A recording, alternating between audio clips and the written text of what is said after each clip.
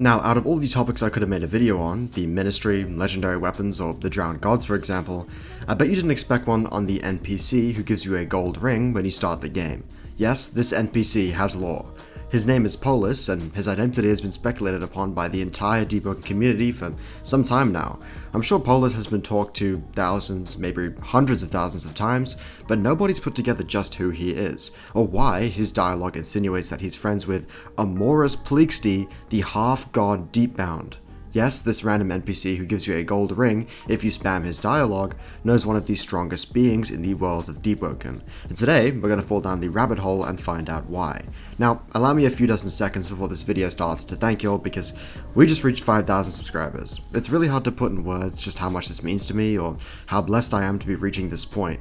It's only up from here, and if you want to put lore on the map, be sure to like this video and subscribe. I've got an extra lengthy, extra special video on the way for y'all. Be sure to join my Discord server, discord.gg/luminal, link in the description. And with that out the way, let's get straight into the lore behind Polis, the mysterious warrior with the heart of a lion. So, I'm sure many of you have interacted with Polis, whether you remember his name or not. In the standard route to start the game, if you chose the standard castaway origin at Etris, you'll collect your free notes from Trenty, the man who brought you to the inn when you washed up on the shore. Then, you'll head straight to Polis, who you'll find sitting next to the large tree at the midpoint of Etris, even though it sometimes disappears.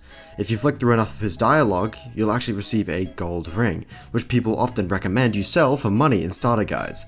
The fact that you need to read a certain amount of dialogue for this gold ring means that people actually flick through his dialogue as fast as humanly possible in order to sell the item for money. This actually makes Polis Deepwoken's first anti-lore NPC, as I'm sure about 3 of my regular viewers actually know what he says. But if I don't read his dialogue, who will? So, Polis actually has a gigantic dialogue tree, and in attempting to obtain the gold ring, you'll learn all about him and the path by which he swears. Here's everything he says to you, read aloud for those of you that don't particularly enjoy reading. What are you doing here? Name's Polis. I'm a Justicar from the Frozen Coast. Justicar, Frozen Coast? Are you speaking common? You're obviously not very well traveled. I'm walking the paths I see fit. Each Justicar interprets the path in his own way and lives his life by it. As for the coast, that place can sink beneath the waves for all I care. What is the path? Well, the path is the code that all of us Justicars live by. We are all taught to interpret the path in our own ways. Some may interpret the path to help others, some may use it to exact righteous violence upon people. I can only hope that the path I have chosen to follow is right. What happens if you pick incorrectly? Then may Ulsan have mercy on me. Most of the locals see me as a bad omen, so they don't speak with me. I appreciate you listening to my story. How do I get strong like you? Well, you want to grab some gear. An intelligent mind needs a book, a swordsman needs an instruction manual, a strong man needs weights. I'm sure this town will find you well equipped with any of these items, just make sure you don't spend all day using this gear. You should only need to use them once and then begin doing as you wish. Okay, I get that, but how do I actually gain strength? Oh, I see it within you. That fire like a Morris. If you sail straight out from the dock, it'll take you towards Arizio. You can find many riches on that island, but be careful. A horrible secret lies deep within that place and even more horrible creatures surrounding it. Gain strength. Maybe you'll be the one to find out the meaning behind this conflict. So that's a lot to digest, so I'll break down the general ideas that Polis is throwing at us here before we get to the juicy stuff. Something notable that Polis brings to your attention is his status as a Justicar. I'll quickly put up all the lore that Justicars have up on screen. You see it? No? Well, that's because there's nothing. They have nothing in-game outside of one piece of armor and Polis' dialogue. All I've got to run off when it comes to Justicar are Discord messages from Arch himself. These messages reveal that Justicars are actually part of an official organization. What do they do exactly? Well, they're like a formal version of the Pathfinders. So, what exactly are Pathfinders? They're explorers that have turned their passion for exploration into a profession, namely looting driftlands. Driftlands are islands that have drifted in and out of the Void Sea like Arizio. They loot these islands for loot, and then sell that loot for money. Arch states that being a Pathfinder is essentially a job description rather than an official position. The grade of Pathfinders is also confirmed as arbitrary, and something a Pathfinder would just assign to themselves. Finally, we learned that the Pathfinder and the Justicar are quote-unquote kinda intertwined, but Justicars are more of a formal organization.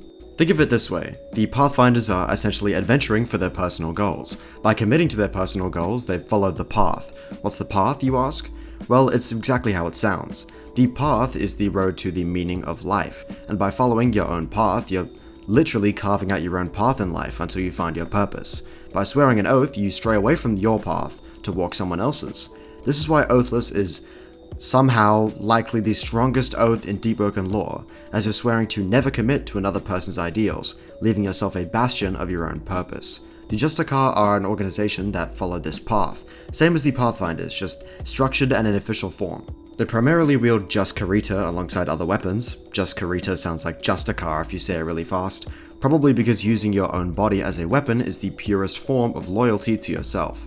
Kudos to the developers if that's an intentional metaphor. The Justicar also worship Olsen, presumably because he's the Celestial of Free Will or because Olsen guides them from the stars. Now that we've broken down the Pathfinders and Justicar, we can get down to the bombshell that Polis drops on us mid-yap session. He notes that you have the fire like Amoris. This isn't just any Amoris, my friends, this is Pleeksty he's talking about here. The very same Pleeksty credited with the creation of Flame Charm. The very same Pleeksty who's currently lurking somewhere in the depth's 3rd layer. Now, this makes Polis very, very old, and explains why the townfolk treat him like a bad omen, like he says. So how could this random Justicar possibly have known Pleeksty well enough to understand his personality and apparent drive for advancement? Well, there are two possibilities here.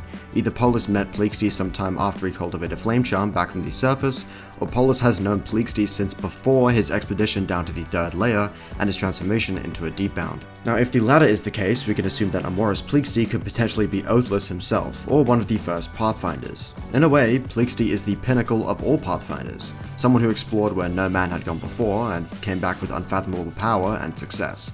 This is why Polis compares his fire to ours. The player character is the strongest the world of Deepwoken has ever seen. However, whether Polis knows it or not, Amoris consumed part of a drowned god, becoming a Deepbound. Now that he's ingested the flesh of literal gods, is he still a follower of his own path? Perhaps Amoris sacrificed his own self-loyalty for infinite power, the greatest Pathfinder wielding his free will no longer. Polis sees Amoris in us, hoping that we will become the force of nature that he should have been, forging our own power and, by extension, our own world. Thank you for watching this video. It's a shorter, less impactful lore video that really I just wanted to get out there. It's certainly cathartic dropping a video on my own time, rather than an update forcing one out as soon as possible. Once again, thank you for 5,000 subscribers. I don't really know what else to say, but know that I'm grateful. It's only up from here, my friends.